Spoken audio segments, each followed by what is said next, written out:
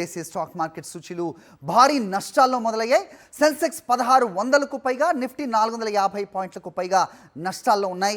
Iran America వార్తో మార్కెట్లు భారీ నష్టాలు చవిచూస్తున్నాయి. రూపాయి మారక విలువ మరింత క్షీణించింది. డాలర్తో పోలిస్తే రూపాయి మారక విలువ 92.17 పైసలకు పడిపోయింది.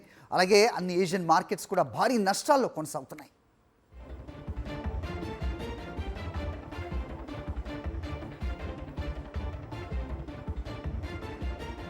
Right, stock markets expert Geeta Anand garu మనకి అందుబాటులో వచ్చారు, మాట్లాడదాం. Good morning Anand garu.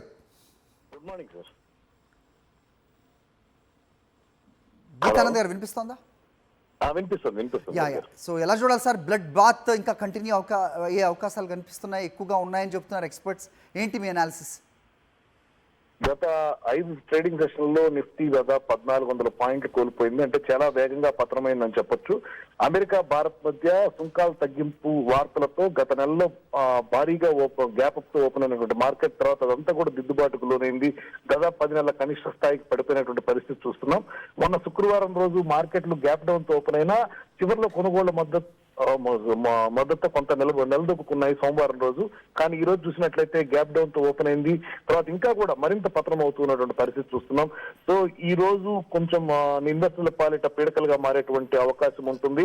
మనకి 24,300 స్థాయి దగ్గర నిఫ్టీకి మద్దతు ఉంది. ఒకవేళ ఆ మద్దతు స్థాయిని కనుక కోల్పోతే వేగంగా 24,000 వైపు పతనమయ్యేటువంటి అవకాశాలు కనపడుతున్నాయి. ఇప్పటికే చూసినట్లయితే నిఫ్టీ ఆల్ మేజర్ ఇండైసెస్ అన్ని కూడా, అంటే సెక్టోరల్ ఇండైసెస్ అన్ని కూడా నెగిటివ్ లోనే ట్రేడ్ అవుతున్నాయి. బ్యాంక్ నిఫ్టీ భారీగా 2.11% దాకా కూడా నష్టపోయిన పరిస్థితి చూస్తున్నాం.